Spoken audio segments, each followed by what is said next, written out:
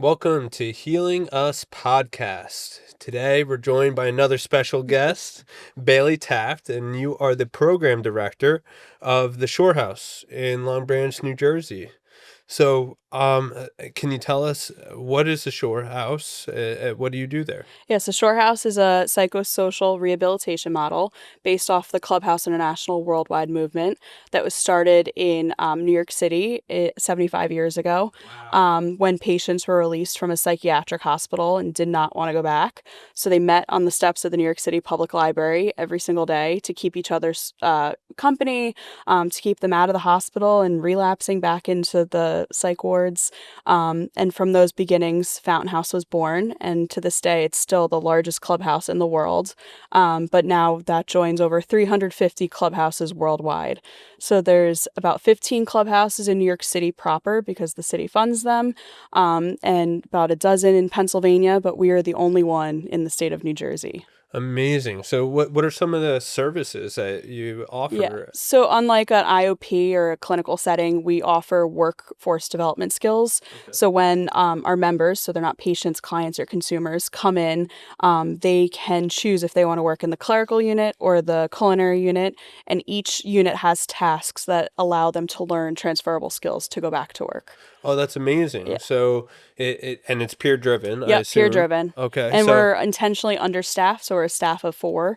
And so the members really have to step up and become leaders themselves, which is really cool to see. wow, that's a lot of coordination in terms, obviously you have people coming in and learning new skills, but you're training them, Yeah. and then, and I'm sure there's, they get good and they find a good job, right? Yeah, then we So, help find them jobs. So our promise to them is if we get them a job, mhm. we'll get them there because transportation is such an obstacle for a lot of these people. So if you say like, why aren't you going back to work? 9 times out of 10, they'll say transportation. So we will get them to work.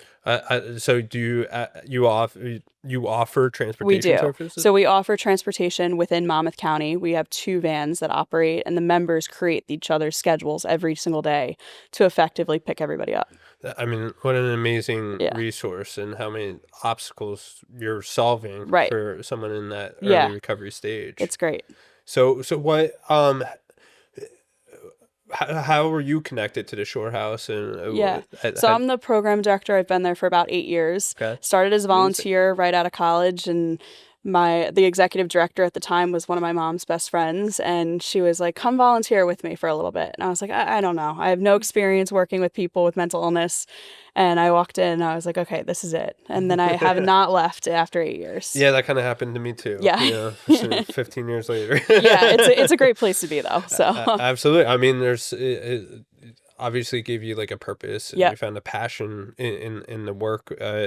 Did you have like stigma when you were first like offered that opportunity? A little bit. I was like, I don't know if I really want this. And I was like, mental health? I don't know. But now, ironically, my brother is actually becoming a psychiatrist as well. So it's kind of now in the family that we're all in this world. The It's cycle great. continues. Yeah. Yeah.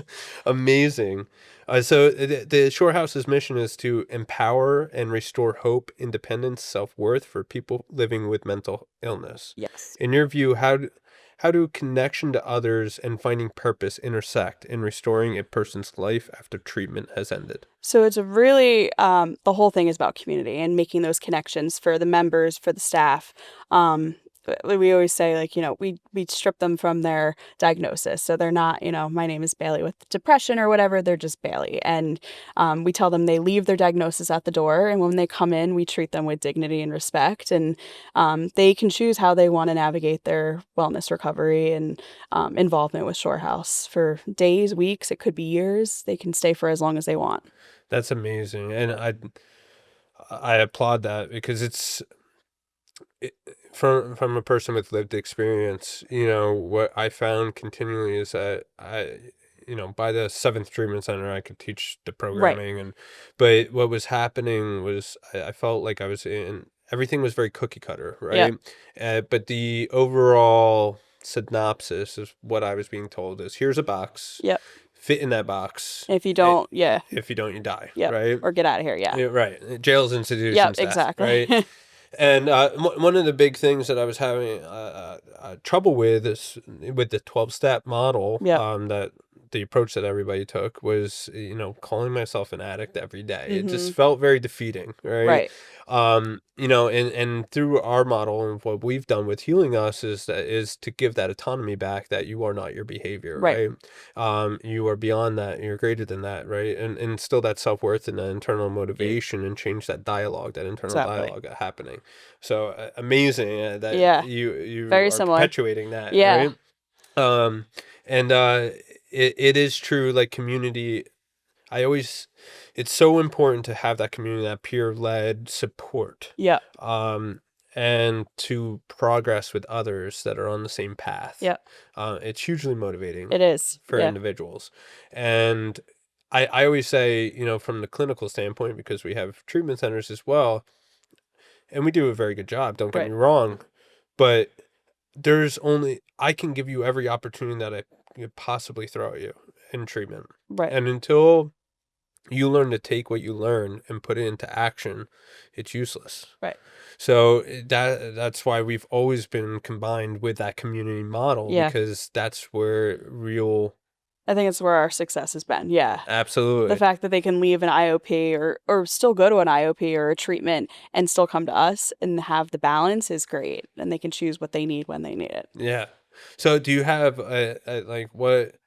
Do you have any like data of the success in your Yeah, program? there's tons of research studies out there from Clubhouse International saying that those who have access to a clubhouse in their community see a significantly less rehospitalization rate and reincarceration rate, all the things. So it's proven that clubhouses do work, and that's like one of their taglines as well. I Yeah, love that. yeah. So, can you share a story with like a person that has found success through the Yeah, I programming? mean, countless stories. I mean, one in particular came in at her lowest. She had just lost her husband and was really struggling to find her way. And we were able to find her housing, ultimately get her a job, and now she has that independence to live a very successful life.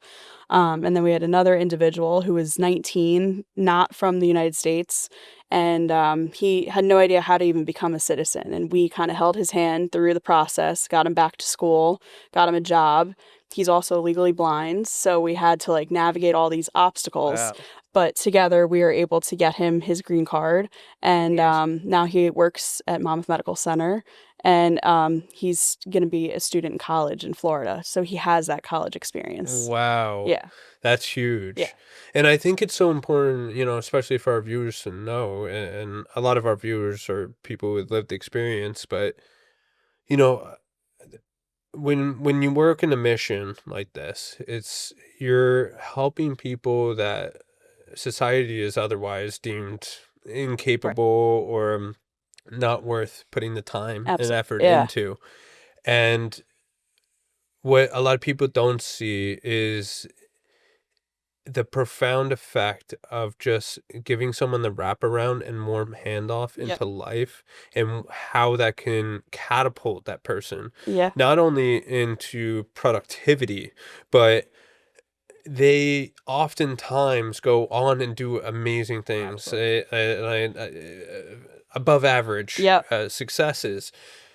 And that's mostly because someone that's experienced the bottom of the bottom, yep, and then they find this way out, right? So they just have this wider lens, bigger perspective yep. than the average person. Absolutely. And Uh, I feel like IOPs sometimes just say like, all right, you graduated, here you go, here's your meds, good luck, stay out of the hospital, stay out of rehab, that kind of thing. Thanks. Yeah, And that's that's I think where the clubhouse comes in. We say, here, we're here. Let's take it to the next step. And I think the clubhouse can be transformational for a lot of people. They just need that motivation, or they've been told they can't do these things for their whole life. mm, And then when they come to us, we show them that they can, and then they become productive, members of society. And we have a young individual as well who came in and was just didn't have his purpose, and then now he's a successful like engineer traveling the world making crazy money yeah. and super happy, and he comes back when he has an off day and he's like, hey guys, I'm here. Like, it's just a really cool thing to see him doing so well. Like, That's so I have stories like rewarding that every too. day. Yeah. Yeah. And so why do we only have one in New Jersey? So the state of New Jersey is a state that really would rather give you a pill and say, good luck, here's a pill, and take this, it'll cure everything. So for all these years, for the past 15 years, we've been 100% privately funded by donations and grants. So we introduced a bill about 2 years ago with Vin Gopal and to fund clubhouses, because we could go from 1 to 21 clubhouses in the state of New Jersey. Our goal is to have one clubhouse in every county. Because the state of Michigan has one clubhouse in every county. The state of Maine has like 20 clubhouses. So it's kind of embarrassing that New Jersey only has one. I would agree. Yeah. So we're working on it, but it's just a lot of advocacy, which we take our members to the state capitol and testify. We've done a lot of social media pushes with it, and we're hoping that within the next couple months this will pass and So give me some more information about the bill. What's the bill Yeah. number and where's it So, at? S2606 is the Senate side, and it's going to allow clubhouses to bill for Medicaid services. So, Medicaid eligible participants of our programs will be able to submit billing through Medicaid, and we'll get $40 a day or whatever the reimbursement rate is. So it's nothing transformational for our budget, but any That's little bit huge. helps. Yeah. And then we're also going to take a step further and see if we can get some funding for seed money for clubhouses to start in other counties. Okay. And maybe even a second in Monmouth County. We'll see. So right now, is it in committee? Did it make it through assembly? We're just waiting for Governor Murphy to sign it. Okay, It's that's passed it. everything. So it passed everything. Amazing. We just need the pressure on him to really pass this bill before his term's over, or else we have to restart. So how can our viewers help you push this? Contact the legislators and really just encourage them to sign this ASAP. Do you have a change.org? We do. Yeah. Okay. We do. So where could we find that? It's on our website at shorehousenj.org. Okay, perfect. We're gonna put the link in here, and all of you, go and sign this. Go and sign this. I would Takes 2 love to seconds. help Yeah. you guys. I'm also the president of the New Jersey Coalition of Treatment Okay. Providers, and we're a group of unified voices in every capacity for behavioral health, from peer support services all the way to hospitals. That's great. And what we do is get in front of legislation that is Yeah. going to be best practice and Great. really bring New Jersey up to standard Where it should be, yeah. where it should be, right? Because Yeah. we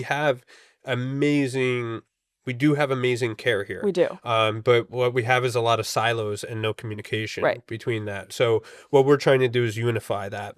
So Great. things like this, we'd love to get Yeah, that'd be behind, wonderful. Yeah. and I'll make sure that it goes across our That'd be social great. media. They would love that. Yeah. So that's amazing and so needed. There's no reason that insurances shouldn't fund peer support and ongoing services, because it's ultimately a savings for the insurance There's a company. huge savings. I mean, one day at the clubhouse is $42 and change, and it's one day in a hospital-based program is $1,000. Right, and It's I a think no-brainer. Yeah. I think the figure is like every time someone destabilizes or relapses on substances, there's like a cost of $75,000. Probably. Right, so Yeah. funding. We're What saving is the it? state money, Yeah, actually. exactly. Like funding $4,000 Yeah. for a year of wraparound care Yeah. and stabilization. Exactly. Way cheaper, right? Yeah, And this is what we need to get out there and educate people on. absolutely. Yeah. Harm reduction models of care and peer support, community-driven models is what works. Absolutely. So, and funding is always the problem. Yeah. It's one of the biggest things we And deal we've with. been very fortunate over the past 15 years to have the support of our community, but our need is going up that much more now. So the support needs to keep up with the pace. Yeah, It's we a challenge. need more shorehouses. Yeah. For sure. Yeah. It's a great community. For sure. Yeah. Pun intended. Yeah.